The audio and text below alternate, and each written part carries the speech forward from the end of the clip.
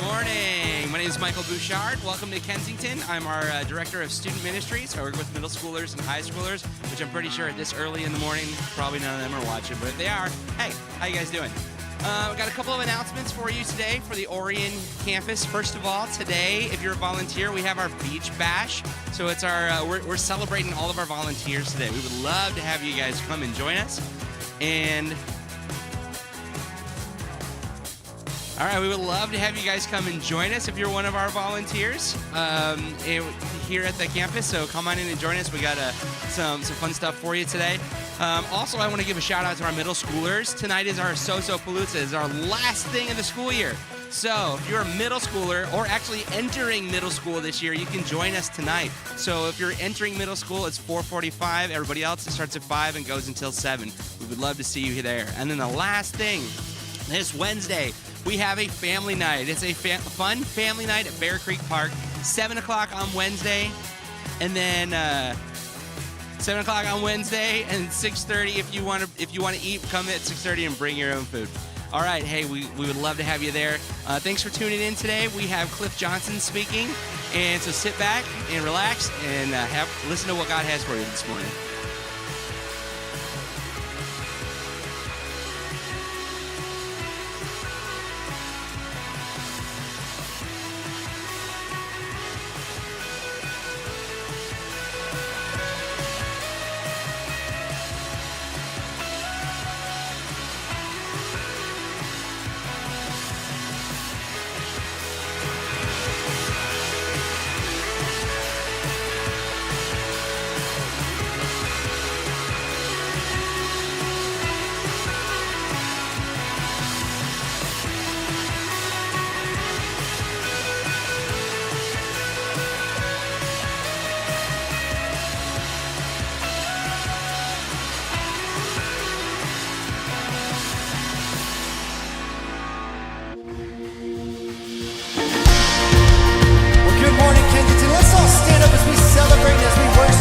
For who he is and what he's done for us.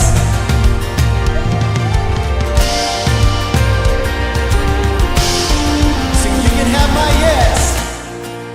You can have my yes with no exception.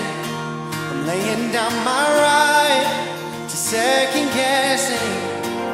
You can have my yes. I'm giving you my fear of never knowing whatever's coming next. I know you got me. You can have my yes. You're the lamp, you're the light, you're the cloud that guides me. You're the way, you're the truth, you're the life inside me. You conquered my fears, so I'll leave it all behind. I'll run into the light.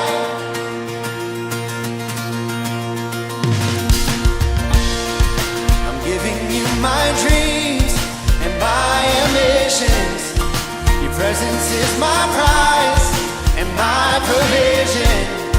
I'll answer when you ask. Oh, who could come against if you are for me? 'Cause even in the fire, I know you got me. Giving you my answer again. You're the lamp, you're the light, you're the cloud that guides me. You're the way, the truth, you're the love inside me. You conquered my fears, so I leave it all behind. I'll run into the light. What we say, oh, wherever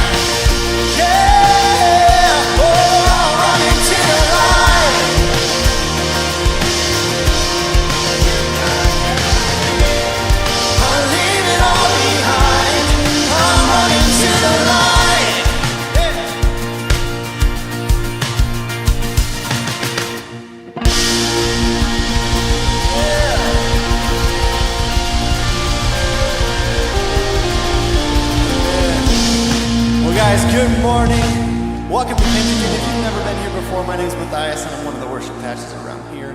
Go ahead and have a seat and take a look at this video.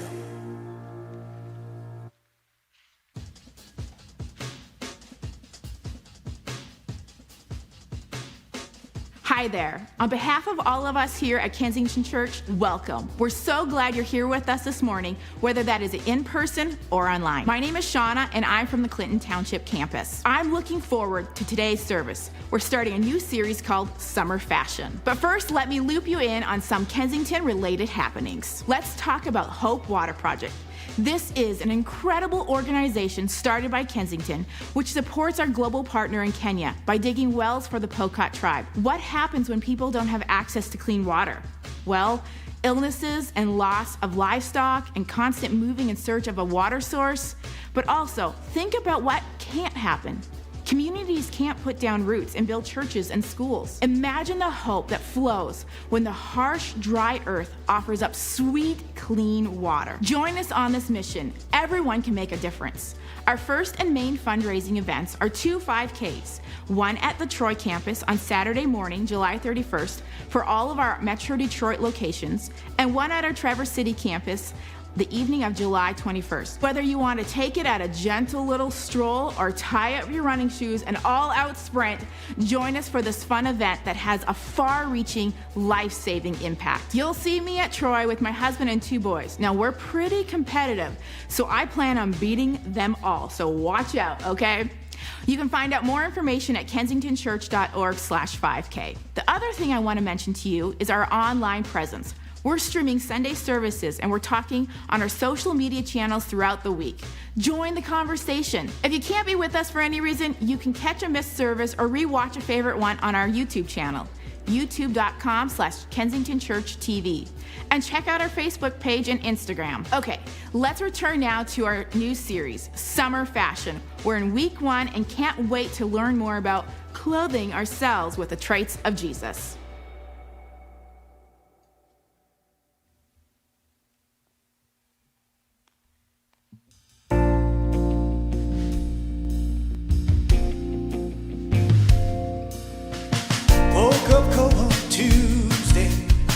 I'm looking tired and feeling quite sick.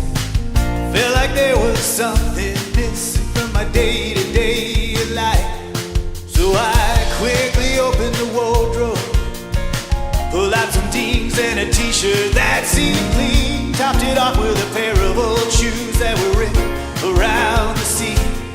And I thought, these shoes just don't suit me. Hey, I put some new shoes on, suddenly everything's right. Said, hey, I put some new shoes on, everybody's smiling, it's so inviting. No short on money, but long on time. Oh, he's strolling in the sweet sunshine, and I'm running late. I don't need an excuse, so wearing my brand new shoes. Woke up late one Thursday, I'm seeing stars as I'm rubbing my eyes, and I felt like there were 2 days missing as I focused on the time. And I made my way to the kitchen, but I had to stop from the shock of what I saw. The room full of all of my friends, all were dancing round and round. And I thought, hello new shoes, bye-bye blues. Hey, I put some new shoes on, suddenly everything's right. I said, hey, I put some new shoes on, everybody's smiling, it's so inviting. No short on money, but long on time. Slowly strolling in the sweet sunshine, and I'm running late, but I don't need an excuse, so wearing my brand new shoes. Oh, yeah. Take me wandering to the street where bright lights and angels meet. Stone to stone they take me on. I'm walking till the break of dawn. Take me wandering through the streets where bright lights and angels meet. Stone to stone they take me on. I'm walking till the break of dawn. Ooh, yeah, I put some new shoes on, suddenly everything is right. I said, hey, I put some new shoes on, everybody's smiling. short on money, but long on time. Slowly strolling in the sweet sunshine, and I'm running late. I don't need an excuse to wearing my brand new shoes. Hey, yeah, I put some new shoes on, suddenly everything is right. Hey, I put some new shoes on, everybody's smiling. It's so inviting. No short on money, but long on time.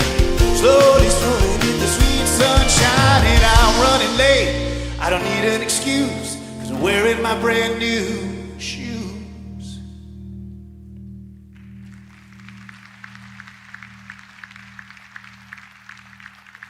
So good, man. Chuck Jones. Holy cow, it was awesome. I wish I could sing like that. Everybody, how you guys doing? Good. My name is Jeremiah Roy. I am from our Clarkston campus. For those that are online, it said Cliff Johnson. I'm not Cliff, I'm sorry. But Jeremiah from Clarkston. So it's good to be with you guys as we kick off a new series called Summer Fashion. And moving us in that direction is a verse that Paul says is this, and in the book of Colossians. And it says this. It says, therefore, as God's chosen people, holy and dearly loved, clothe yourselves. Well, like hopefully, right, clothe yourselves. Like, stop and think about that for a minute. Clothe yourselves. And so this whole idea of the series is saying this is like, we put so much energy and emphasis on what we wear and what's going on. You know what I mean? Like the world around us of like, what do we look like? What do we wear? What do we project? What do we have? And it's interesting about that. My son, my oldest son, I've got 4 kids. We currently have from diaper duty all the way to driver's training. I tell people, my wife and I, like for some reason, subconsciously, we went crazy and we wanted to experience every developmental stage at one time. I don't know what our deal is, man. But he's been going to the gym with me, and it's been really cool, so we can hang out. And he orders these shorts on Amazon, and they're like super short. I'm like, dude, what are you doing? And we go work out like 8:30 at night, and I look around, and all these other guys have got these extra short shorts on.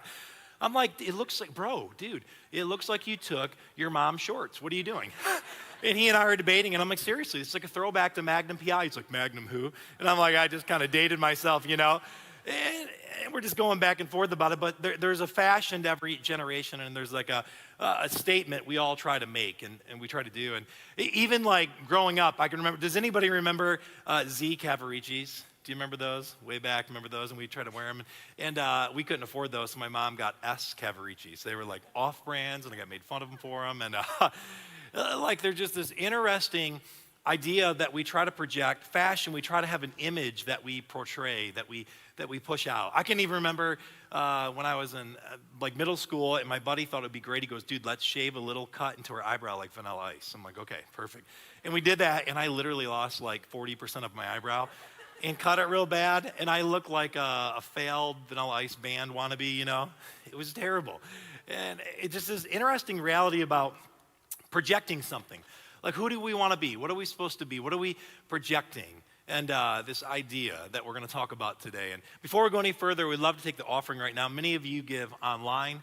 I know for Marie and I, that's how we do. And I just was thinking, what a beautiful, amazing thing this is. Like, I get to be here with you all, and we love you all, and I love that you've got Craig McGlasson, and you've got an amazing team here. And isn't it cool that we're able to start, right, meeting in person, and we're able to, like, connect more? And I feel like God is moving throughout these campuses. Do you notice that, too, a little bit? Man, I'm excited about that. Like, we're planting churches in northern India, and amazing stuff is happening. And so I just want to encourage you, you're not giving into programs. You are giving into people. You are sowing seeds into people's lives, and things are happening, and I'm like super grateful for that. So I just wanted to share that with you. But I wanted to take us to this space with Paul in this book of Colossians, and really talk about, because Paul is emphasizing through this whole book, right, and through this letter that he's writing from prison, he's writing to the church in Colossae, and he's telling them about clothing, which is really interesting. We'll talk about in a moment about Colossae, about the idea of clothing. But he starts here. Let me read this to you. It says, therefore, as God's chosen people, holy and dearly loved, clothe yourselves with compassion, with kindness, humility, gentleness, and patience. Bear with each other and forgive one another. If any of you has a grievance against someone, forgive as the Lord forgave you. And over all these virtues, put on love, which binds them all together in perfect unity. Like, this is amazing statement Paul's making. He's like, here's what I want you to do. I want you to put on these kind of clothing, these articles of clothing, like compassion, kindness, humility, patience, gentleness, and above all those, put on love. He's like, this will bind us in unity. This will be what the church is supposed to look like. Then people will know that you're followers of Jesus. Like, he's emphasizing this, he's pushing this. But the emphasis is on this clothing. It almost seems like this external thing, like put on, put on, put on. But it's so interesting. Why so much emphasis on clothing? You have to really rewind. You have to go back to the beginning of the narrative, to the beginning of our human story, right, with God. And it opens up like this in the book of Genesis. It says that the man and his wife were both naked and they felt no shame. This is this opening part of this creation narrative that we're part of, that we're connected to. And so there's this opening scene in our narrative where clothing is not a big deal. Like, for Paul to have used the emphasis of clothing made sense then, but it wouldn't have made sense, you know what I mean? Like, when I open up this narrative and say this, and it's crazy. Stop and imagine for a minute. Like, there's no need for clothing. Actually, don't imagine that. That would get weird. And here, nobody imagine that. But that's my point. Like, there was no need for it at one time, and now there is. Why is that? And look, as we fast forward just a little bit. In Genesis 3 says this. It says, the eyes of them, of both of them, were opened, and they realized they were naked. And so they sewed fig leaves together, and they made coverings, man-made coverings, clothing. The first designer clothing line came out right then for themselves. And then the man and his wife heard the sound of the Lord as he was walking in the garden in the cool of the day, and they hid. So they make clothes, they cover themselves, and they hide from the Lord God among the trees of the garden. And all of a sudden, there's this need for clothing. Why is it? Just stop and think. So Paul's saying, I want you to put on compassion. I want you to put on this. And from the very beginning of our story and our narrative, we start covering up. And we start doing this. Think about the tension. I've got 3 boys and 1 little girl that we're fostering, and they're amazing. And my boys are rowdy and they're crazy. But all growing up, we're getting ready to enter the next stage with this little amazing girl into potty training the next couple of months. And all the boys have been through it. And one of my kids thought it was a great idea. He came when he was younger a few years back. He goes, man, I'm doing awesome, Dad. I'm doing amazing, and I'm just like killing it in potty training. You know, like when he was getting a little bit older, and he was like just doing great, and he was excited about it. And all of a sudden, we went in his drawer, and he said, where are all your underwear at, man? He goes, I don't know. And I said, well, what are you doing with them? He felt real, all of a sudden his face got red and he got real nervous. And I'm like, where's your underwear at? You know, are you throwing them away? What's going on with them? He goes, well, I've been having some accidents and trying the potty training thing, you know, all this kind of stuff. We're just talking there. He goes, and I was ashamed because I made some mistakes, and so I've been hiding them. And I said, well, where did you hide them? And he said, under a pillow. And I said, under a pillow? I'm like, man, dude, no. And then we go in his bedroom, and he shares a bedroom with his brother, and I go, well, where is it? Show me. And he goes over to his brother's bed. It's under his pillows. I'm like, dude, what are you doing? You cannot do this, man. And we're sitting there, and we're laughing, but he was so ashamed, and and this is what we do. We often, so often, because of guilt or because of fear, because of shame, we begin to cover and we begin to hide. And just like part of our heritage in this story, they begin to cover and they begin to hide. They sew man-made coverings together, and they do this. And this is really our story. You know what's interesting through this whole pandemic? There's been so much heartache and hurt, and just it's been chaos, right? And in the middle of it all, alcohol sales have skyrocketed. They've gone through the roof. Opioid addiction is higher than it's ever been. I've got really good friends that own a clinic called Treeside Psychological Clinic, and they said they're so busy there trying to find as many therapists as they can to come help so many people, because people are so distraught and so hurt and so beat up, and people are covering, and they're covering. So that's why the alcohol, so people have more time in their hands. Yeah, that's one way you can look at it. Or maybe they're self-medicating, and they're covering, and they're hurt. And stop and consider how we just continue to cover and cover, and it's always this external thing, this idea of covering up, that we portray like you walked in here and everything was awesome, right?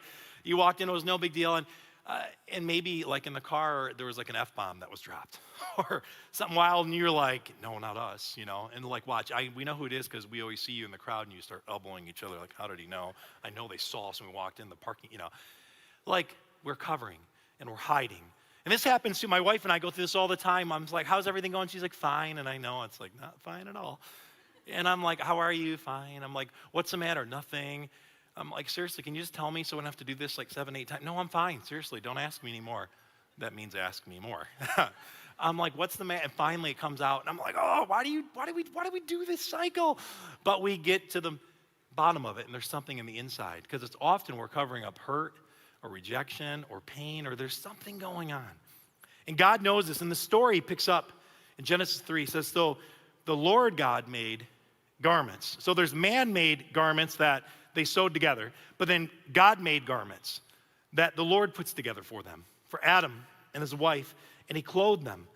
And he understands in this moment in our human nature, this moment in our human story, right? God steps in, and the first sacrifice is made in this moment, and it's going to be a foreshadowing of Jesus Christ to come. The fact that a sacrifice would need to be made for the wrongdoing that we have in our life, the sin, the guilt, and the shame, all of that stuff, right? And then a covering that we would need, ultimately, not just a covering or a garment made from like animal skin or from clothing or anything like that, but we would need a covering of righteousness one day in our life. And so the scene is set to move that way. And it's amazing. And so we come back to this idea that Paul is saying this. He's saying, put on compassion, put on kindness, like put these things on, humility and gentleness and patience and love.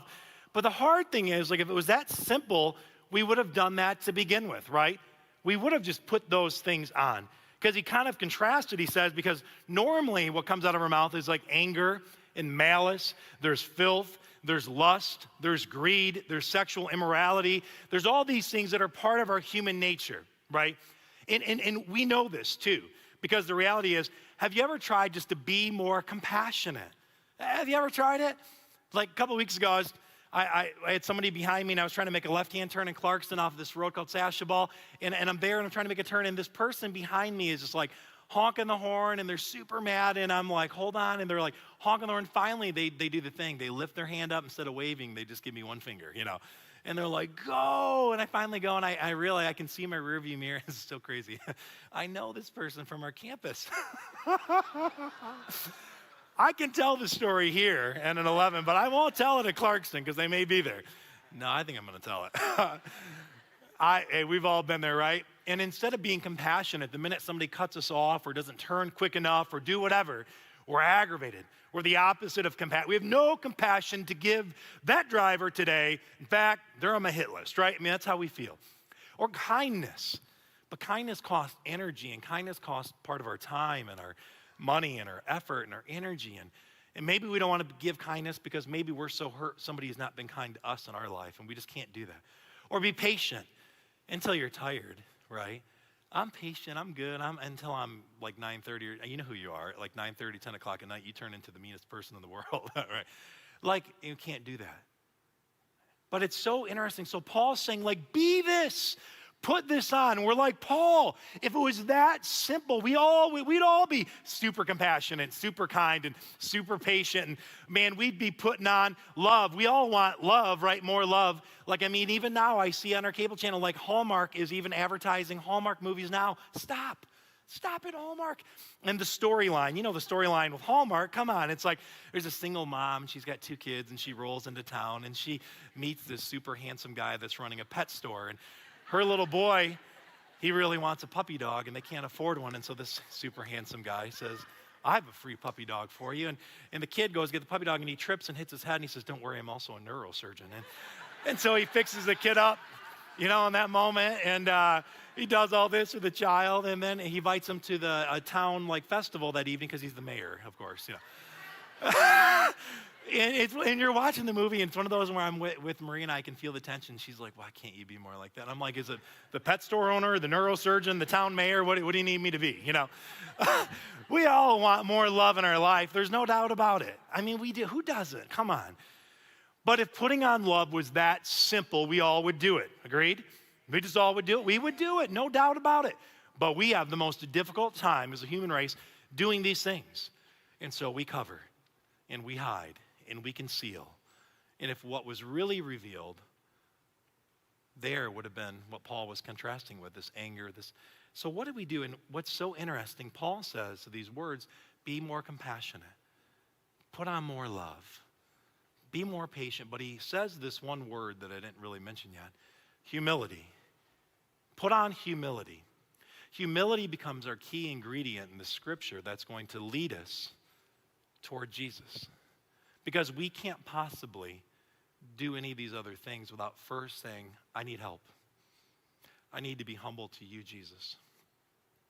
And humility is an amazing thing because it's so hard because so many people, we struggle with this more than anything. Scripture goes on and on about pride, how pride comes before a fall. That like God can't stand pride because it's the opposite of humility. It's the opposite of asking for help. It's the opposite of saying, God, I really desire this in my heart, but I can't do it on my own. Can you help me, please? Right? And you know people struggle with this like humble bragging too. You've heard this when somebody's got like this amazing deck they built or something, and it's like, oh, it was no big deal. I just kind of threw it together. It's like shut up. You didn't just throw this together, man. You know, or people do that, or sometimes Marie and I, this has probably been like about a year ago, but we got in a debate on the phone because of all these kids, and we had one kid in a daycare center, and this is right before the pandemic and everything, and we were debating, and she was like, did you give her milk? Did you do this? Did you do that? And I'm like, yes, I did. Did you pack enough diapers? I'm like, oh my gosh, I'm an awesome dad. You don't even need to check in on me, babe, seriously. And I got real arrogant on the phone, and she's like, we're just debating back and forth on the phone a little bit, and all of a sudden she goes, well, is she buckled in properly in her car seat? I'm like, yeah, of course, man, like 17-point inspection, babe, I got it. I'm like, and I look back and I see that it's not buckled in properly because she's not even in the car seat. And I flip around from the gym daycare and I race back and I get back and I'm like, I totally forgot my kid here. So I've got 3 kids. I had 4 and I left one. I didn't tell Maria this. And finally when she found out, she goes, Maya. She gives me all the syllables of my name.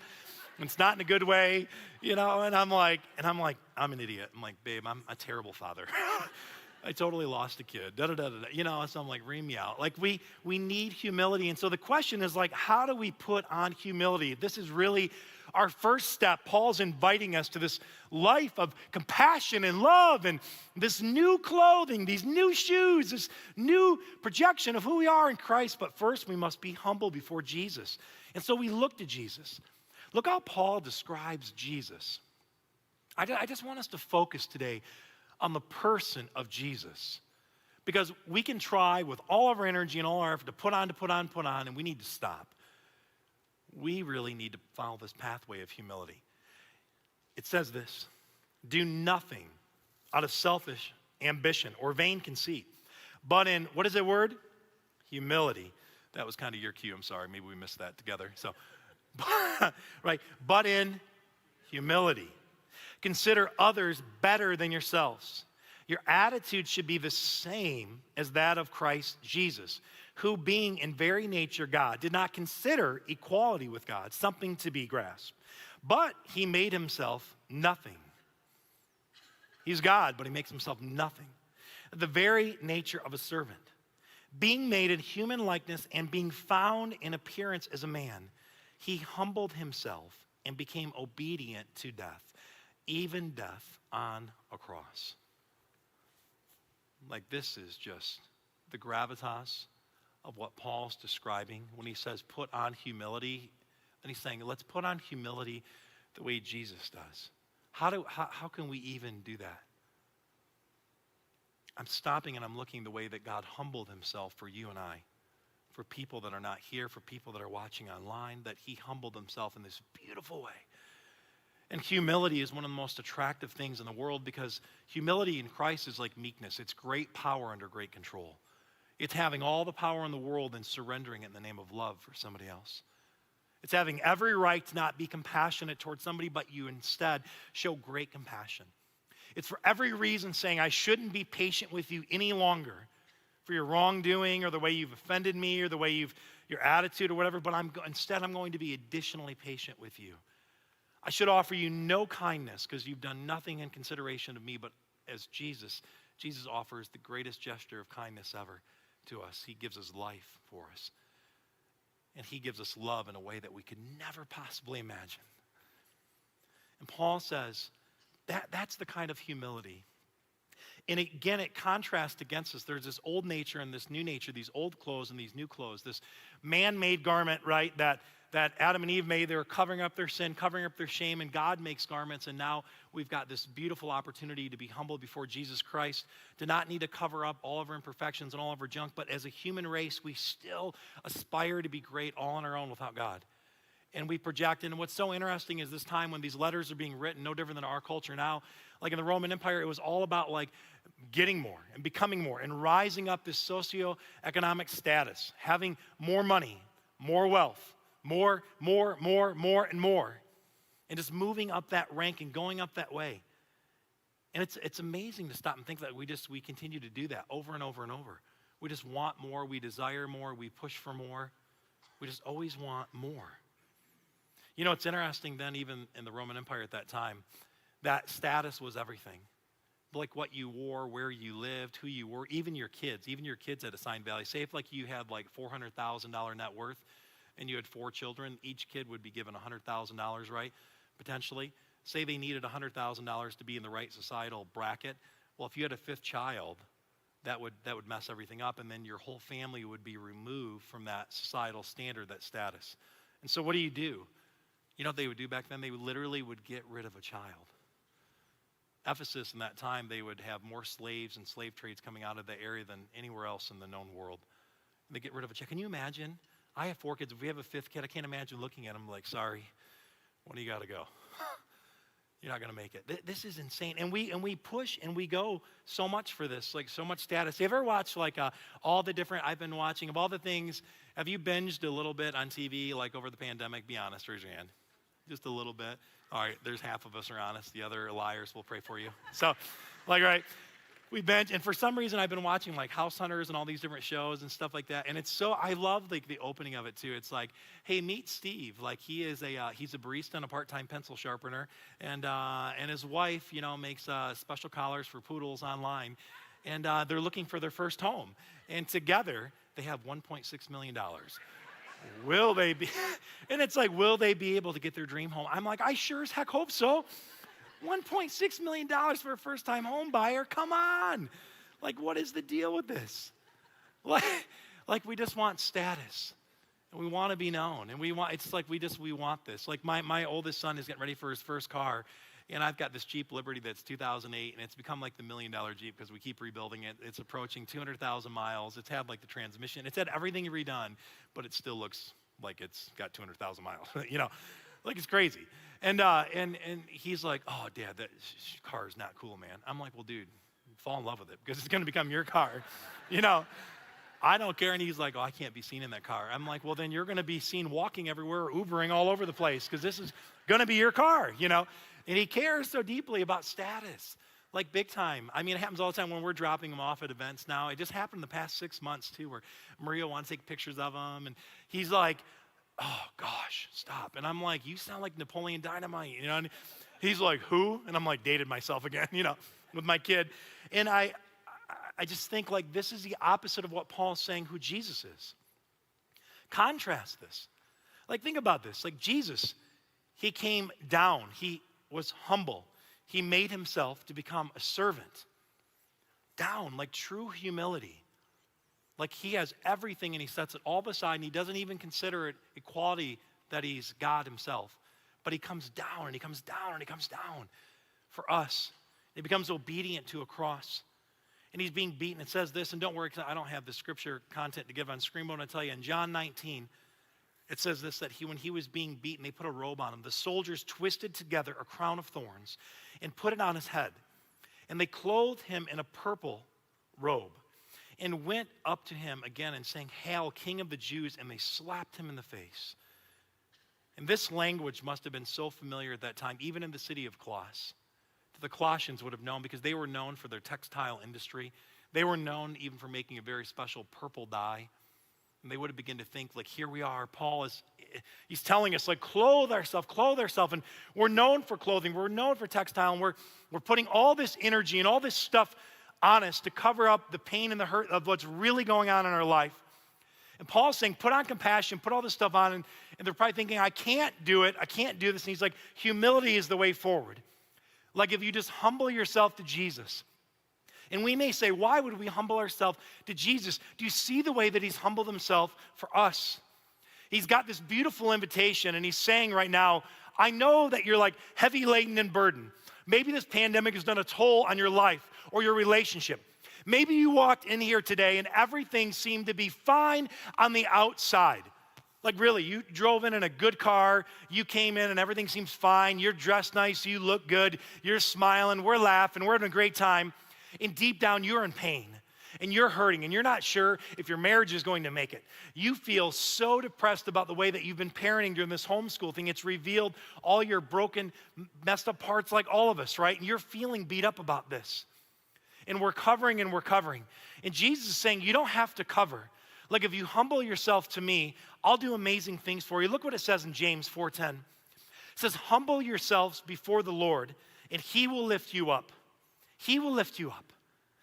Like, stop and look at 1 Peter 5:67. Humble yourselves, therefore, under God's mighty hand, that he may lift you up in due time. Cast all your anxiety on him because he cares for you. To stop and consider this beauty of who Jesus is.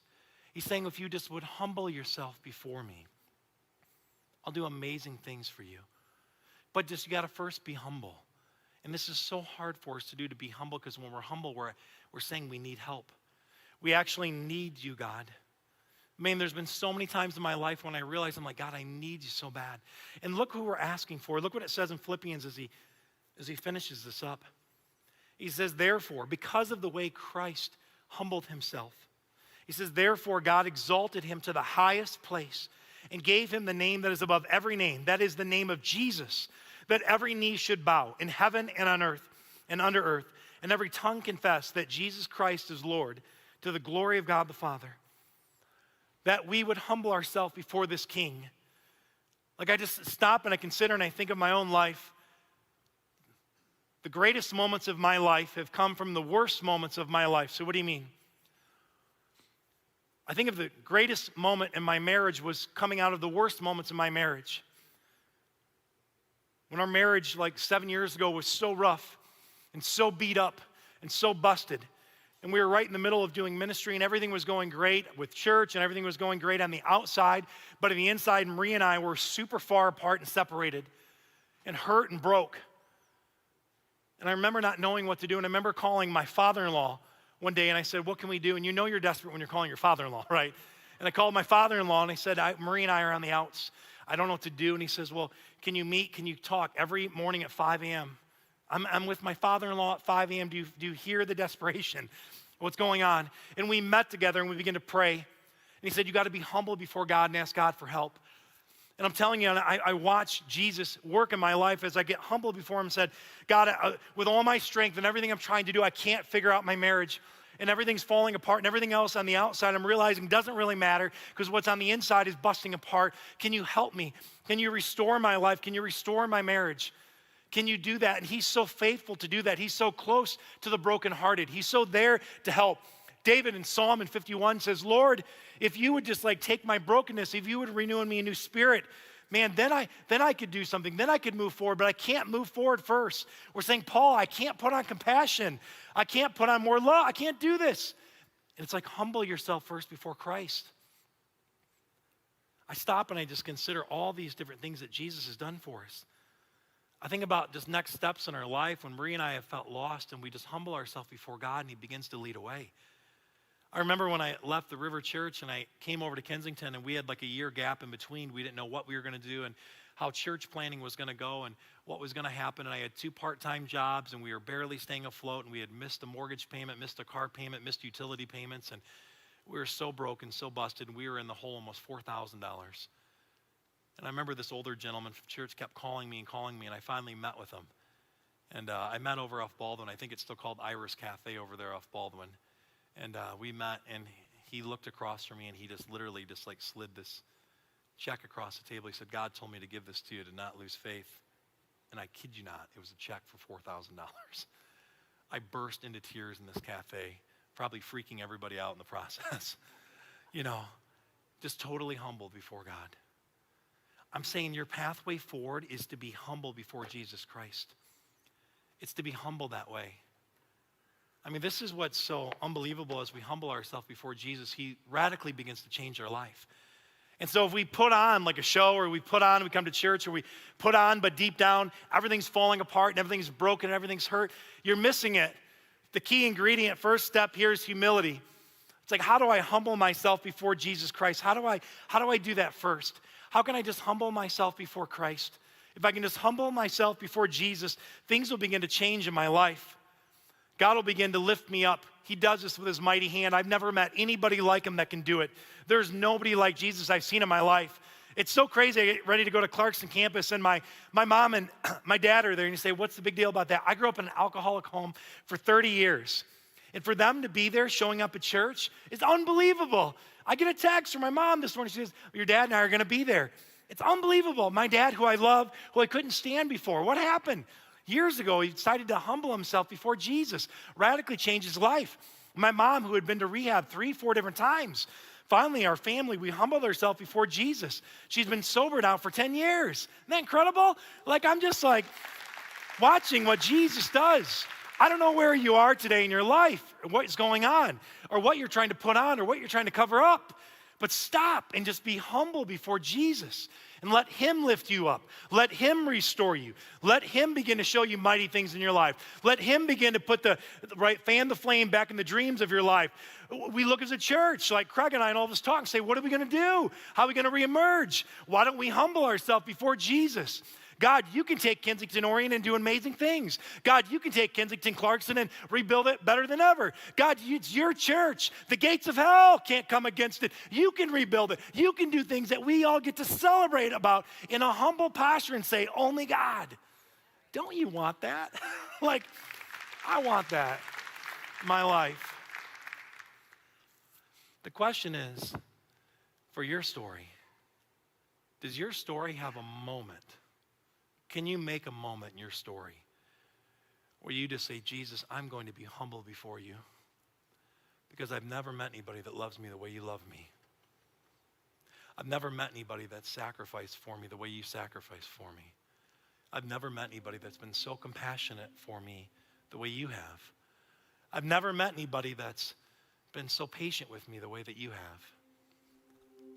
You know what's amazing is the Spirit of God, as we humble ourselves before him, he begins to produce fruits of the Spirit in our life. Love that you've never understood, but he begins to produce it in your life. Forgiveness, he grants it in a way that just radically changes you, brings you to freedom. He brings goodness and mercy and kindness and gentleness. He brings things into our life that are intangible, but that we desire with all of our soul and all of our heart. See, when Paul is saying, put on, there must have been this moment where they said, we've tried, Paul, we can't. He says, but humility, have you tried that? Have you tried just being humble before Jesus and let him lift you up? Have you tried that in your life? Because we can talk about it, Craig can preach about it, Matthias can sing about it, and we can go on and on about it. You can do small groups about it, read a book about it. But until you in your life, I promise you, in your life, that you humble yourself before the living God, Jesus, that Paul says one day, every knee is going to bow, every tongue is going to confess, on top of earth and below, those that have even been dead and gone, that curse Jesus, everyone's going to confess that he's Lord. Why not get started now, don't you think? Why don't we just get started now and say, Jesus, begin to take us places that we never thought we could go. Show us things that we never realized we could see. Build your church, Christ, in a way that the world will look and go, oh my gosh, I want what they have. This is the dream. But it starts with a bended knee. It starts with humility. So people begin to see not us, because when they really look at us, they're just going to see brokenness. But as we humble ourselves, they begin to see Jesus Christ shine through us in a way so bright and so beautiful that the world will take notice. This is our destiny. God bless you. I love you. I'm going to go to Clarkson. I'll see you again at 11.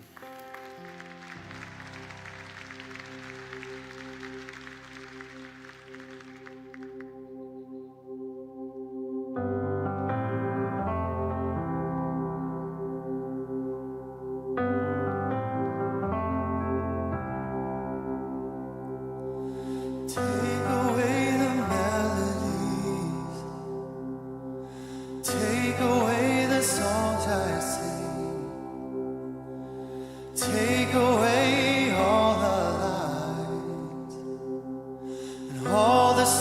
won't you let me ride?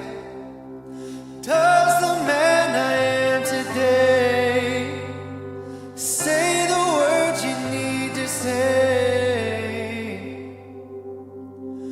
Let them see you in me.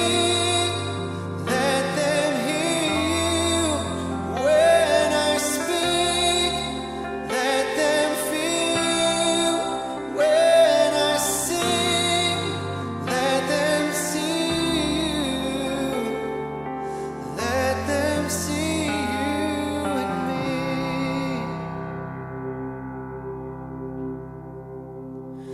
Who am I without your grace? Another smile, another face, another breath, a grain of sand, passing quickly through your hand. I'd give my life an offering. Take it all, take everything. Let them see you in me. Let them hear you when I speak. Let them feel you when I sing. Let them see you. Let them see you in me. With every breath I breathe, I sing a simple melody, but I pray they'll hear more than a song. In me, in me. Let them see you in me. Let them hear you when I speak. Let them feel you when I sing. Let them see you. Yeah. Let them see you in me. Let them hear you when I speak. Let them feel you when I sing. Let them see you. Let them see you in me. Yes, let them see you in me.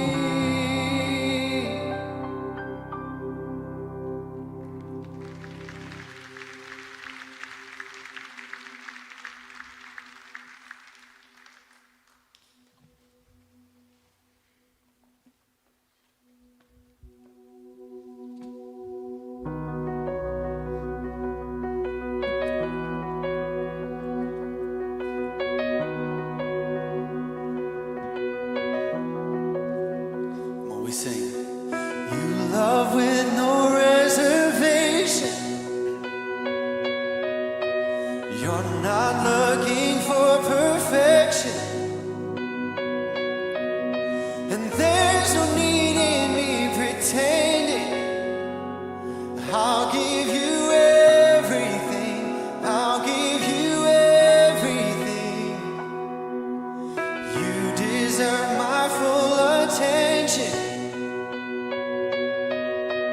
Nothing less than my devotion.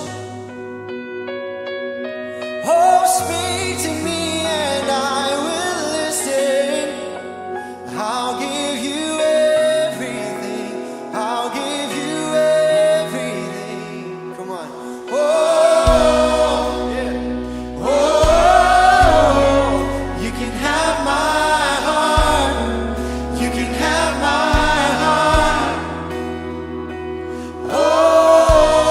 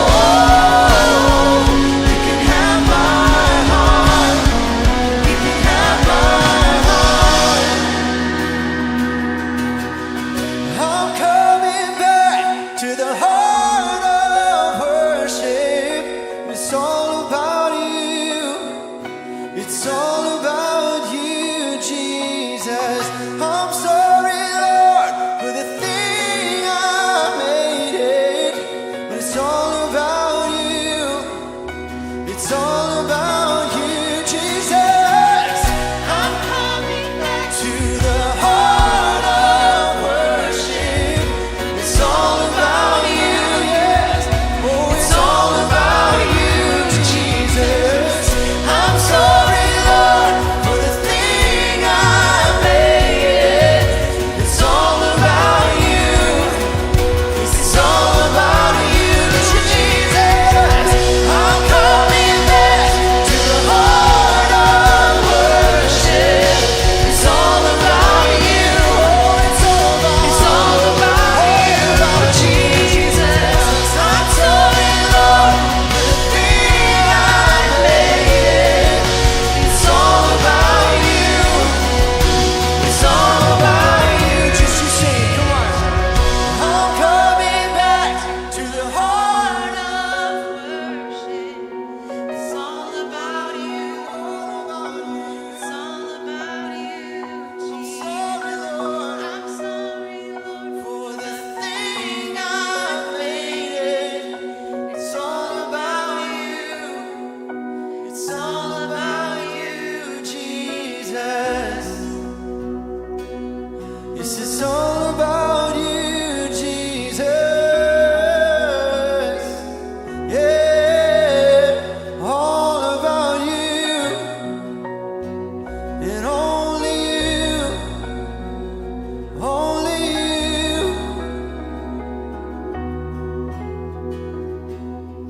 Oh, oh, you can have my heart. You can have my heart. Oh, oh, you can have my heart. You can have my heart. Yeah.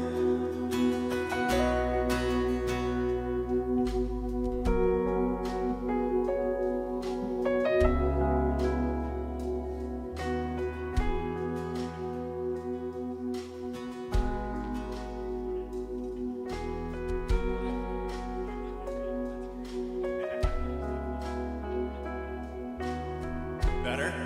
There it is. Good morning. You know what I love about watching these guys is how all of them had their hands open at the end, because I think, as Jeremiah was talking about humility, that's what humility is ultimately. It's a posture of openness. Man, you spit all over this thing. Oh. I'm just trying to figure out why my chin's all wet. Yep, that's why. Way to ruin the moment, McGlasson.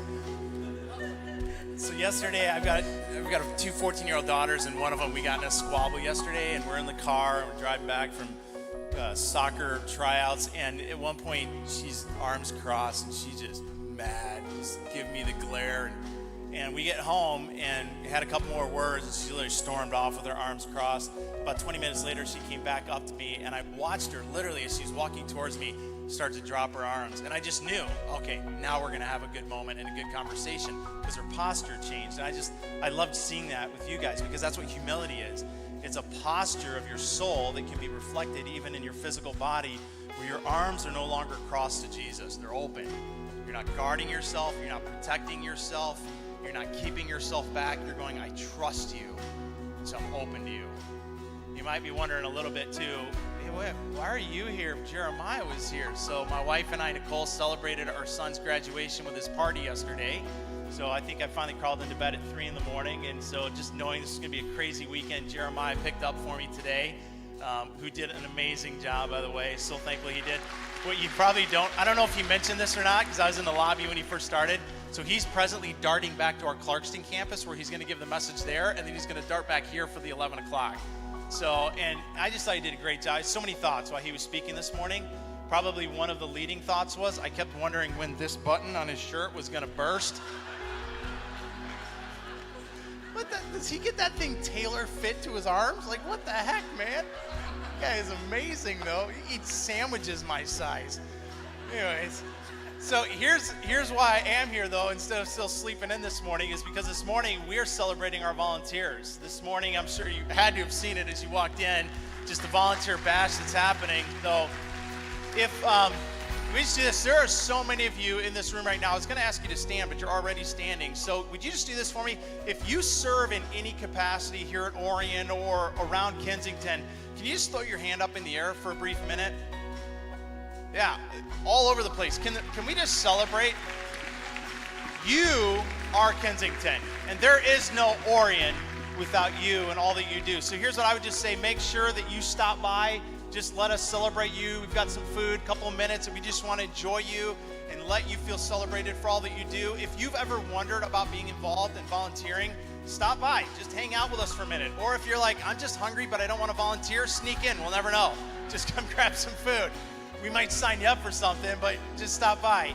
I also just really quickly, I want to just acknowledge and celebrate that this last Friday we had a date night here at the campus that was awesome. So thank you to all of our leaders and volunteers that pulled that off. Keep paying attention. We're going to have more coming up soon. Also this Wednesday for our K-Kid families, we have a event at Bear Creek Park at 6:30. So make sure to come out if you want to be a part of that. Again, our K-Kids team does an awesome job just creating a fun environment and a great time to connect. So this Wednesday, 6:30 at Bear Creek Park. So thank you so much for being with us this morning. As always, if we can serve you by just listening, praying, being with you for a moment before you dart into your week, we have a prayer team that's here to do that. They're directly back here where the doors open up. You see light coming out. So let them just love on you and serve you as you leave and go into the rest of your week. Hopefully it is an amazing week, and we'll see you next week as we continue the second week of the series and we celebrate our dads on Father's Day. Bye-bye.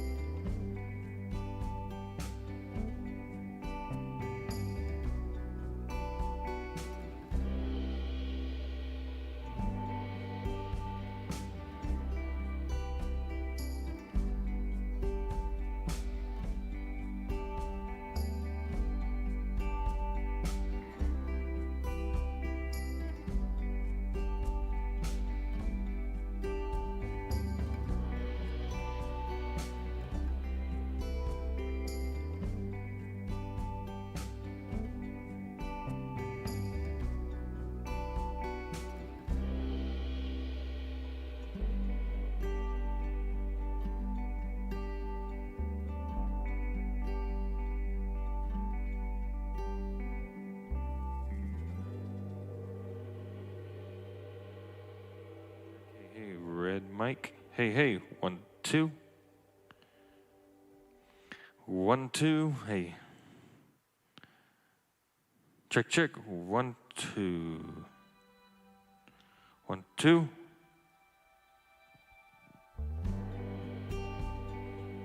Check, check. 1, 2. Yes.